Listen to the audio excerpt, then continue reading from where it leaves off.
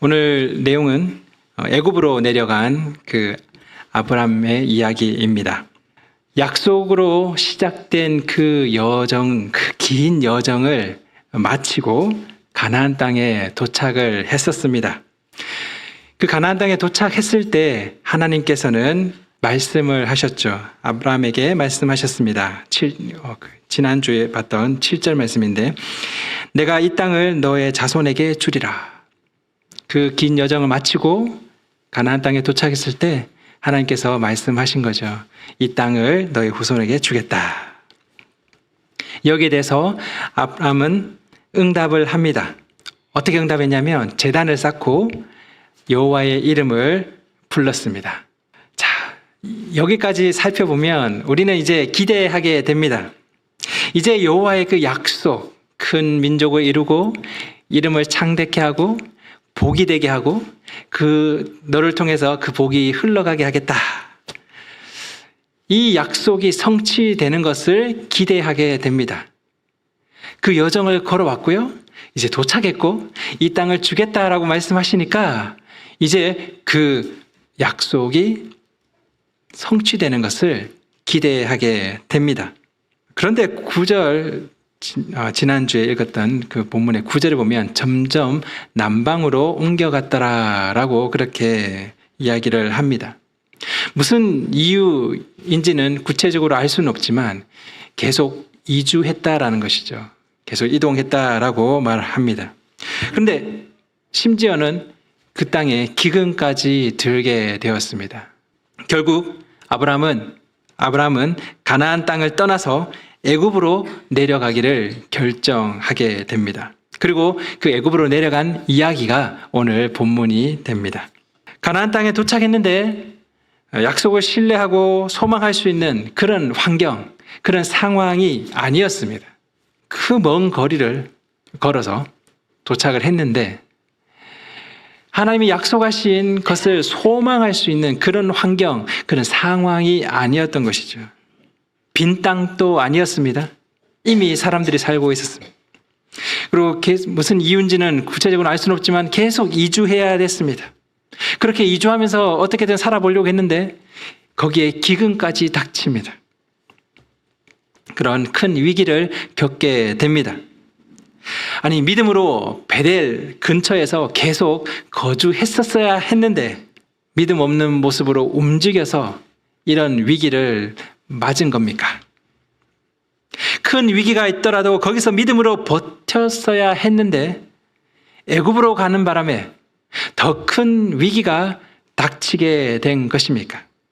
그리고 또 그 위기들을 피하기 위해서 거짓으로 속이는 그런 행동을 하게 된 것입니까? 믿음의 조상이라고 알려진 이 아브라함의 실망스러운 모습을 보게 됩니다. 사람들은 그렇게 말하죠. 참 이 실망스러운 모습이다라고 말하곤 합니다. 창세기 저자는 우리에게, 이 독자들에게 아브라함처럼 하지 말아야 된다, 이 사람처럼 해서는 안 된다라는 것을 보여주려고 하는 것입니까?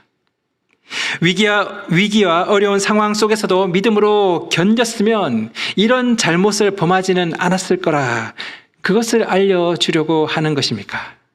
도대체 이 본문은 우리에게 무엇을 말하고 있습니까? 자, 먼저 우리가 살펴볼 바는 가나안 땅에서는 어땠는가입니다. 가나안 땅에서 아내의 살해로 인해서 문제가 있었습니까? 없었습니다. 가나안 땅에서는 없었습니다. 그러면 왜 이것이 애굽에서는 문제가 됩니까? 왜 애굽에서는 이것이 문제가 되었습니까? 아브라함이 말하고 있는 그 부분을 가지고 추측을 해 본다면 이렇게 생각해 볼 수 있을 것 같습니다. 애굽에서는 죽을 수 있는 그런 가능성이 있다라는 거죠. 자기를 죽이고 아내를 뺏어가는 그런 일이 발생할 수도 있다라고 아브라함이 생각한 것 같습니다. 그렇게 본 거죠. 그런데 만약에 누이라면, 그러면 결혼을 통해서 그 친분관계, 연대를 만들 수 있다, 그럴 가능성이 있다라고 생각을 한 것 같습니다. 아마도 그 당시에 그런 문화나 그리고 또 그 애국같이 거대한 그 왕조죠. 그 왕이 있는 그 거대한 왕조와 변방의 그 족장의 무리, 소수의 그 무리, 그 사이의 관계를 생각해 본다면, 그 고대 사회의 그 문화와 그 이 상황을 생각해 본다면 충분히 일어날 수 있는 그런 일이라고 생각해 볼 수 있습니다. 충분히 일어날 수 있는 일이라는 거죠. 같이 족장들 그냥 무리가 유목민들이 그냥 이리저리 살고 있는 가나안 땅하고는 달랐다라는 겁니다.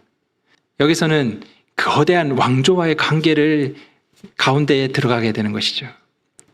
아마도 동일하게 이 애굽처럼 동일하게 거대한 나라에 속한 그 우르와 하란, 그 우르와 하란에서 살 때, 그 수메르 문명의 그 영향권 아래 살 때, 그때 그 거대한 왕조들을 아브라함은 봤을 겁니다.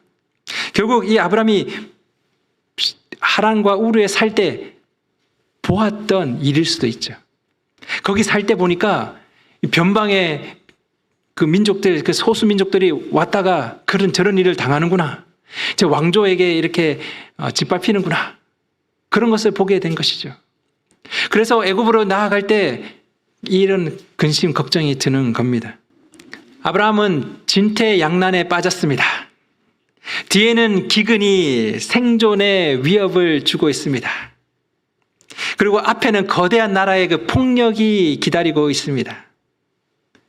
이 두 위기 가운데 어쩌면 유일하게 살아남을 수 있는 방법이 그게 바로 거짓으로 속이는 길일지도 모르겠습니다. 먹고는 살아야 되니까 애굽으로 가기는 가야 되겠고, 애굽을 가니 그 왕조의 폭력 아래에 잘못하면 큰 위기를 닥칠 수도 있고, 그러니까 차라리 누이라고 얘기하라는 거죠. 그러면 오히려 좋은 친분 관계를 유지할 수 있을 것이다. 그렇게 여겼다라는 겁니다. 그리고 실제로 애굽에서 바로는 아브라함을 후대합니다. 많은 것을 주죠. 자, 문제는 뭐냐면 이 상황 가운데서 하나님의 약속, 하나님의 그 계획이 물거품이 될 위기가 닥쳤다라는 겁니다. 우리는 아브라함이 위기를 닥쳤다라는 것만 보는데 사실은 하나님의 그 계획과 뜻에 큰 위기가 닥친 겁니다. 하나님의 계획이 물거품이 될 그런 위기이다라는 것이죠. 사례 때문에 그렇습니다. 물론 사례 대신에 다른 사람을 통해서 자손을 계속 이어가게 하실 수도 있습니다. 그렇죠. 꼭 사례가 아니어도 됩니다. 사례는 애굽의 그 바로의 아내로 결혼하고 아브라함은 또 다른 아내를 만나가지고 큰 민족을 이루어가면 되죠. 꼭 사례일 필요는 없다라고 여길 수도 있습니다. 근데 하나님 입장은 어떻습니까? 하나님은 임신이 불가능한 사례를 선택하셨습니다. 그 사례를 통해서 약속을 이루시기로 작정하셨죠. 왜냐하면 오직 하나님이 홀로 성취하실 약속이기에 그렇습니다. 뭐 이 사람 아니면 다른 여자 뭐 이런 게 아니라는 겁니다. 오직 하나님만이 이룰 수 있는 약속이므로 하나님은 그 약속이 되게 하셨습니다. 모든 장애물과 그 장벽을 뚫고 이루실 그 약속이, 그 계획이기에 하나님은 위기를 맞으신 거죠. 아브라함은 자신에게 닥친 위기를 피하기 위해서, 살아남기 위해서 애썼습니다. 어떻게든 살아남으려고 한 거죠. 그런데 그런 아브라함으로 인해서 하나님의 약속의 성취에 큰 위기가 닥치게 됩니다. 이 상황에서 하나님은 그냥 지켜보고 계시지 않았습니다. 그냥 멀리서 아브라함 저러면 안 되는데 저러면 안 돼, 그러지 않았습니다. 하나님이 직접 개입하시죠. 직접 오셔서 막으십니다. 약속의 성취를 대적하는 것을 꺾으시고 무너뜨리신 거죠. 오늘 본문을 통해서 우리가 이런 생각들을 해볼 수 있을 것 같습니다. 환경과 상황들이 하나님의 약속에 대한 그 신뢰를 무너뜨리는 것, 그 상황을 우리는 생각해 볼 수 있습니다. 우리가 살아가는 과정 가운데 많은 그런 환경들 또 상황들이 하나님의 약속을 신뢰하는 것을 무너뜨리게 하는, 그것을 흔드는 그런 경험을 우리는 하게 됩니다. 약속에 집중하고 소망하지 못하게 만드는 그런 환경과 상황들이 많이 주어집니다. 방책들을 찾고 다른 방법들을 찾고 또 대안을 고민하게 되는 것이죠. 그래서 근심하고 걱정하는 그런 삶을 살아갑니다. 악함과 고통과 또 힘겨움, 괴로움, 그런 것 가운데 하나님의 나라, 하나님의 통치, 하나님의 주권, 하나님의 회복, 하나님의 그 변화, 그런 것을 하나님이 가져다 주시는 그런 변화들을 기대하기가 힘듭니다. 그런 게 우리의 현실이죠. 하나님은 보이지 않습니다. 또 많은 경우 하나님의 그 역사와 능력도 느끼기가 힘듭니다. 의지하고 신뢰할 만한 것들, 우리에게 보이는 것, 정말 의지할 수 있고 신뢰할 수 있는 것, 그것들로 가득한 그런 유혹들이 가득한 곳이 우리가 사는 세상입니다. 아니, 보이지 않는 하나님, 의지하지 말고 보이는, 신뢰할 수 있는 만한 것을 신뢰하라라고 유혹하는 것이 우리가 살고 있는 세상입니다. 거기에다가 하나님이 약속하시니 그 약속 자체도 불가능해 보입니다. 아니, 아브라함의 그 상황 가운데서 이게 가당한 그런 약속입니까? 큰 민족을 이루고 이름을 창대케 하고 복이 되고 약속을 이루는데 장애물과 대적들이 가득합니다. 그리고 상황상 또 환경상 도저히 불가능한 그런, 믿을 수 없는 그런 불가능한 약속처럼 보입니다. 약속을 신뢰한다는 것이 어리석고 허망한 것처럼 그렇게 여겨지는 상황입니다. 살기 위해서, 생존하기 위해서, 경쟁에 뒤처지지 않기 위해서 가능한 모든 방법들을 동원하는 게 낫다라고 여겨지는 환경인 것이죠. 그런 상황입니다. 그런데 우리가 그런 모습을 가지고 있다고 해서, 또 세상이 그렇게 반대한다고 해서 하나님의 약속, 하나님의 계획이 물거품이 됩니까? 아니죠. 그렇지 않습니다. 태초부터 작정하신 그 하나님의 계획과 하나님의 그 뜻이 꺾인 적이 없습니다. 지금 우리가 창세기를 읽고 있는데 지금까지도 꺾인 적이 없고요. 이 읽고 있는 상황 가운데. 그리고 우리 역사를 살펴봐도요. 태초부터 지금까지 우리 인간의 역사를 살펴봐도 하나님의 뜻이 꺾인 적이, 무너진 적이 없습니다. 아브라함의 모습에도 또 택하신 이스라엘의 그 불경건과 불의에도 한 번도 하나님의 계획과 뜻이 무너지거나 꺾인 적이 없습니다. 예수를 십자가에서 죽임으로 하나님의 뜻과 약속이 완전히 깨어졌다라고 생각했을 겁니다. 그런데 오히려 그의 죽으심과 부활은 하나님의 그 약속의 성취였죠. 하나님의 뜻과 계획이 꺾인 적이 없습니다. 오늘 창세기 말씀의 독자들에게 아브라함의 그 실망스러운 모습, 아브라함의 실수, 잘못, 이런 것을 담지 말라라고 그렇게 교훈하는 그런 장면이 아니라고 생각합니다. 물론 그렇게 우리는 받아들일 수 있겠지만 창세기 저자가 말하고 있는 바는 그 부분이 아니라는 것이죠.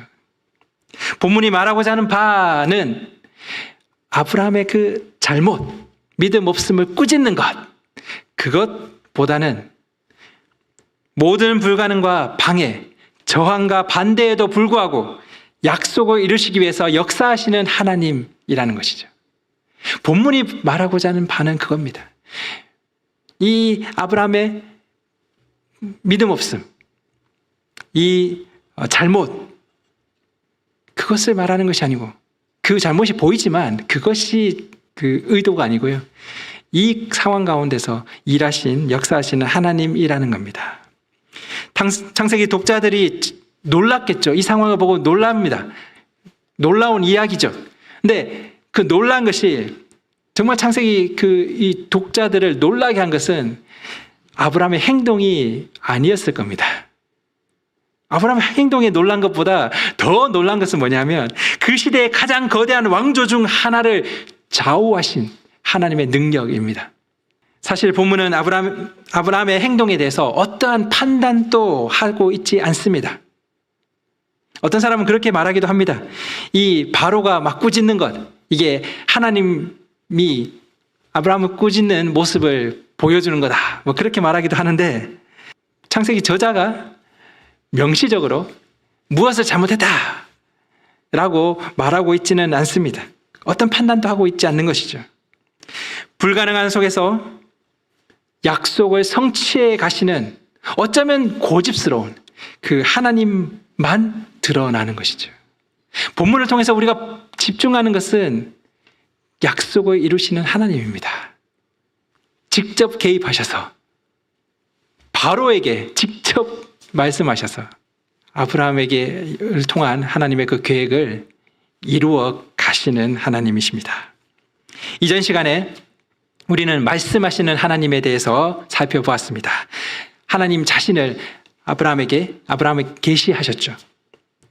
그 하나님께 또 응답한 그 아브라함을 우리는 보게 됩니다. 떠남의 여정을 시작했죠. 그리고 제단을 쌓고 여호와의 이름을 부릅니다. 그렇게 말씀하시는 하나님, 그리고 그 하나님께 응답하는 그런 모습을 보게 됩니다. 그리고 오늘 이 시간에는 역사하시는 하나님, 능력을 발하시는 하나님을 우리는 만나게 됩니다. 기근, 또 애국과 같은 강력한 그 권위, 그리고 나중에는 그 아기를 낳지 못하는 그 불임 문제까지 많은 그런 장애물과 방해가 있지만 그 어떤 것도 하나님의 뜻을 이루어 가시는 것을 막지 못함을 우리는 보게 됩니다. 그 첫 번째 장면을 보게 되는 것이죠. 이 여정을 걸어가면서 아브라함은 하나님을 신뢰하는 것이 무엇인지 깨달아 갔을 겁니다. 우리가 믿기로 작정해서 믿음의 여정이 시작되었다라고 생각하기 쉬운데 사실 그것이 아닙니다. 아니, 우리가 믿기로 작정해서 믿음의 여정이 시작된 거 아닙니까? 그렇게 볼 수 있죠. 우리 입장에서는 그렇습니다. 근데 먼저 말씀하신 것은 하나님이십니다. 먼저 말씀하신 하나님이 계시기에 우리가 믿기로 작정할 수 있었던 겁니다. 자신을 보여주신, 자신을 계시하신 하나님, 그리고 그 앞에 반응한, 그 응답한 우리가 되는 겁니다.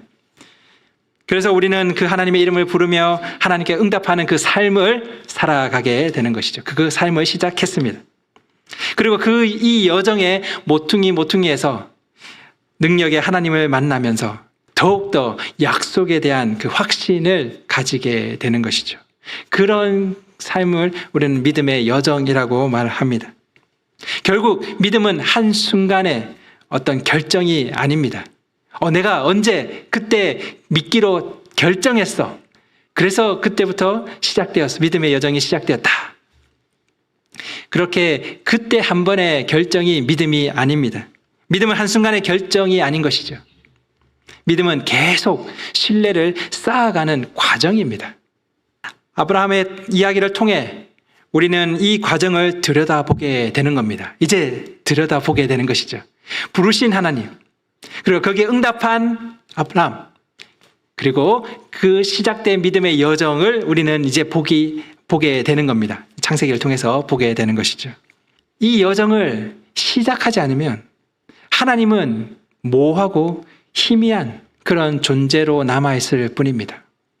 우리 가운데 말씀하시는 그 하나님을, 이 여정을 시작하지 않으면 우리는 알 수 없다라는 것이죠. 그를 아는 지식은 그냥 인지적인 지식에 머물러 있을 뿐입니다. 그 수준에 머물러 있는 것이죠. 그냥 신이 존재하느냐, 신이 없느냐, 뭐 이런 논쟁 수준에서 머물러 있을 뿐입니다. 하나님을 아는 것이 아닌 것이죠. 하나님에 대해서는 아는 것이죠. 하나님을 아는 것은 아직 시작되지 않은 것이죠. 또한 그 상황에서는 성경의 메시지들, 그리고 성령을 통한 어떤 동행함, 이런 것들이 다 와닿지가 않을 겁니다. 도대체 무슨 얘기하나? 성경의 메시지가 무슨 상관이 있나? 또 성령을 통해서 동행한다는 것이 도대체 그게 무슨 의미인가? 와닿지 않는 거죠. 아직 이 믿음의 여정을 시작하지 않았다면 시작할 수 있기를 소망합니다. 그저 멀리서 하나님을 모호하게 흐릿하게 알고 있는 것으로 그냥 머물러 계신다면 이 믿음의 여정을 시작할 수 있기를 소망합니다.